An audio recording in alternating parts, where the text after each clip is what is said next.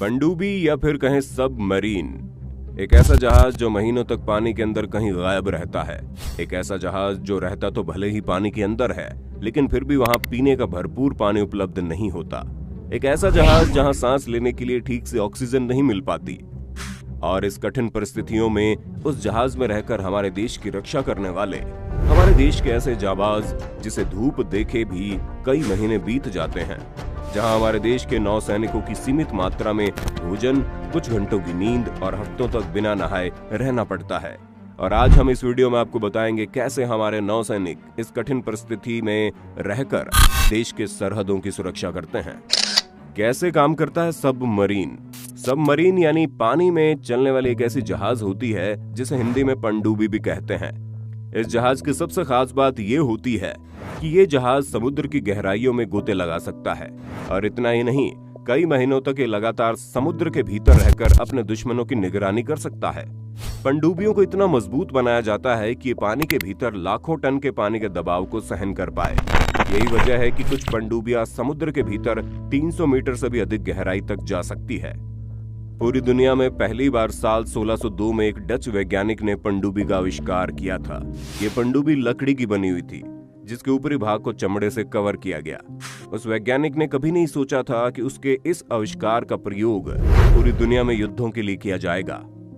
इसके बाद साल 1775 में दुनिया की सबसे पहली नौसैनिक पनडुब्बी बनकर तैयार की गई, जिसे अमेरिका ने तैयार किया।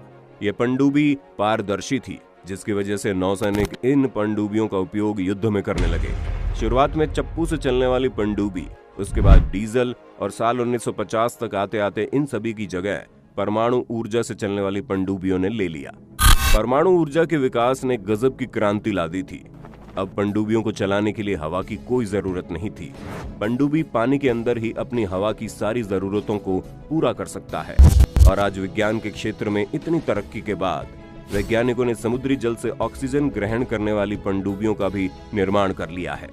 यही वजह है कि अब पनडुब्बियां कई सप्ताह ही नहीं, बल्कि कई महीनों तक पानी के अंदर रहने की क्षमता रखती है।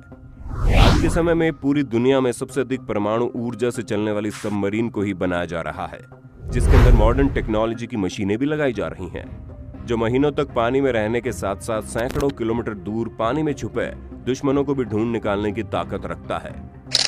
कैसे रहते हैं नौसैनिक? सबमरीन के अंदर की जिंदगी बड़ी कठिन होती है, जहां ऐसी परिस्थितियों में काम करना पड़ता है जिसकी आप कल्पना भी नहीं कर सकते। सबमरीन के अंदर बहुत ही कम जगह होती है, क्योंकि सबमरीन के अंदर मौजूद अधिकतर जगहों पर तमाम तरह की मशीनें मौजूद होती हैं। महीनों तक पानी के अंदर होने की वजह से पनडुब्बी में रहने वाले नौसैनिकों को धूप देखे बिना कई महीने गुजारने पड़ते हैं। पनडुब्बी में तैनात सभी सैनिक जैसे ही समुद्र के भीतर समुद्र की गहराइयों में गोते लगाते हैं, उनका बाहरी दुनिया से संपर्क लगभग खत्म हो जाता है। पनडुब्बी में रहने वाले सैनिकों को जब किसी मिशन पर भेजा जाता है, तब उन्हें खुद भी मालूम नहीं होता कि उनका मिशन क्या है और इस मिशन के लिए उन्हें कितने दिनों तक समुद्र के भीतर गश्त लगाने की जरूरत है, और उनका सामना कितना खतरनाक दुश्मनों से होने वाला है, और उनके वापस आने की संभावना कब और कितनी है। बिना नहाए गुजरता है दिन। पनडुब्बी के अंदर रहने वाले सैनिकों को हफ्तों तक बिना नहाए ही रहना पड़ता है, और कई बार तो 15 से 20 दिन बिना नहाए ही निकालने पड़ते हैं। महीनों तक पानी के अंदर रहने की वजह से पनडुब्बी के अंदर खाने और पीने की बहुत ही लिमिटेड क्वांटिटी होती है। हर सैनिक के लिए खाना और लिमिटेड पानी फिक्स रहता है। बिना नहाए रहने से सैनिकों को कोई समस्या ना हो, इसके लिए पनडुब्बी में रहने वाले सैनिकों को एक खास तरह का कपड़ा दिया जाता है। ये कपड़ा नॉर्मल कपड़ों से अलग होता है, जिस पर एक खास तरह की केमिकल लगी होती है, जिसे पनडुब्बी में रहने वाले सैनिक हफ्तों तक लगातार पहन सकते हैं। और कपड़ों में प्रयोग होने वाले केमिकल उन्हें बैक्टीरिया से दूर रखते हैं। पनडुब्बी के अंदर मौजूद सैनिकों में, चाहे वो सैनिकों का हेड हो या फिर नॉर्मल सैनिक, इन सभी का ड्रेस बिल्कुल एक जैसा ही होता है। सीमित मात्रा में खाना। पनडुब्बी के अंदर रहने वाले सैनिकों को मिलने वाले खाने की बात करें तो उन्हें बहुत ही लिमिटेड क्वांटिटी में खाना मिलता है, और इतना ही नहीं, उन्हें खाने के लिए समय भी बहुत लिमिटेड ही मिलता है। पनडुब्बी में रहने वाले सैनिकों को बिना तड़के की दाल, रोटी, चावल और बहुत ही कम मसालों वाली सिंपल सब्जी दी जाती है। कभी कभी ताज़ा खाना न बन पाने की वजह से उन सैनिकों को पहले से ही पैक्ड खाना भी दिया जाता है। पनडुब्बी के अंदर एक छोटी सी रसोई होती है, और खाना बनाते वक्त इस बात का ध्यान रखा जाता है कि खाना बनाने के दौरान कम से कम धुआं उठे, क्योंकि पनडुब्बी के अंदर से धुएं को बाहर निकालना बड़ा मुश्किल काम होता है। पनडुब्बी के अंदर इलेक्ट्रिसिटी के लिए ढेर सारे चार्ज्ड बैटरी मौजूद होते हैं। इसी वजह से रसोई का काम भी बहुत सावधानी से करना पड़ता है। अगर गलती से भी कोई चिंगारी भड़की तो वह चिंगारी पूरी पनडुब्बी को ही एक आग का गोला बना देगी। पनडुब्बी के अंदर बहुत कम जगह होने की वजह से अंदर मौजूद सभी सैनिक एक साथ खाना नहीं खा पाते। खाना खाने के लिए एक छोटी सी जगह मौजूद होती है जहां हर सैनिक बारी बारी जाकर अपना खाना खाता है और सैनिकों को खाने के लिए सिर्फ 12 मिनट ही मिलते हैं। कुछ घंटों की नींद। पनडुब्बी के अंदर मौजूद सैनिकों को सोने के लिए मुश्किल से 3 से 4 घंटे का समय ही मिल पाता है। पनडुब्बी के अंदर तमाम तरह की मशीनें मौजूद होने की वजह से वहां बहुत ही कम जगह बचती है। बहुत छोटी छोटी जगहों पर सैनिकों को सोने के लिए रैक बने होते हैं।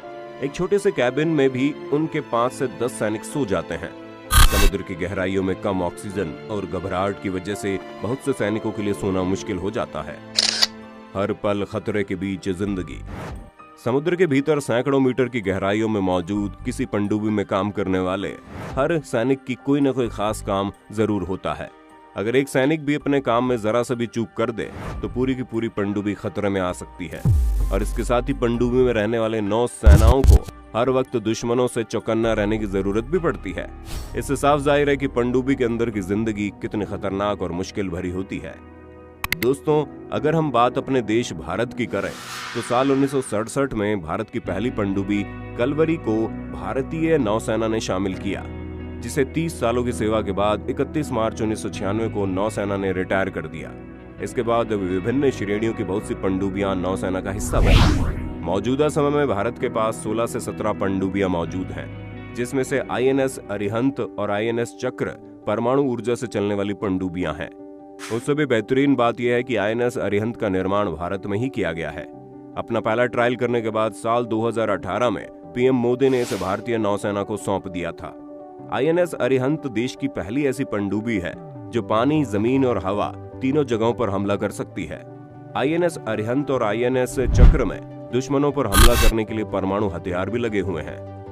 आपको जानकर हैरानी होगी कि INS अरिहंत का वजन 6000 टन से भी ज्यादा है, जिसमें 15 मिसाइलें 750 किलोमीटर रेंज की और 3500 किलोमीटर की मारक क्षमता वाले 4 मिसाइल लगे हैं। सबसे ज्यादा पनडुब्बी। आपको जानकर हैरानी होगी कि इस वक्त पूरी दुनिया में सबसे अधिक पनडुब्बी उत्तर कोरिया के पास है। वर्तमान समय में उत्तर कोरिया के पास 83 से ज्यादा पनडुब्बियां मौजूद है। दूसरे नंबर पर आता है चीन, जिसके पास 74 पनडुब्बी है। तीसरे नंबर पर यूनाइटेड स्टेट अमेरिका, जिसके पास 66 पनडुब्बियां हैं। और फिर आता है रूस, जिसके पास 62 पनडुब्बियां मौजूद है। वहीं बात अगर हमारे देश भारत की करें तो मौजूदा समय में भारत के पास 17 पनडुब्बियां ही है। इस लिस्ट में भारत 8वें नंबर पर आता है, लेकिन भारत के पास INS अरिहंत जैसी खतरनाक पनडुब्बी मौजूद है, जिसकी बराबरी कोई नहीं कर सकता।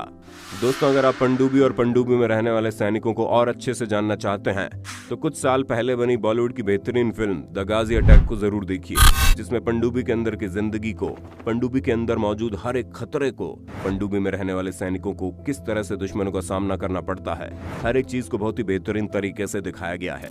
ये वीडियो कैसी लगी आपको? पनडुब्बी में रहने वाले नौसैनिकों की जिंदगी के बारे में आप क्या सोचते हैं? अपनी राय जरूर देना एक देशभक्त होने के नाते। वीडियो अच्छी लगी हो तो लाइक कीजिए, और अगर आपने अभी तक हमारे चैनल को सब्सक्राइब नहीं किया है तो जल्दी से सब्सक्राइब करके बेल आइकन को ऑन कर दीजिए, क्योंकि हम आपके लिए ऐसी ढेर सारी इन्फॉर्मेटिव वीडियोस लाते रहते हैं। मिलते हैं अगली वीडियो में नए टॉपिक के साथ।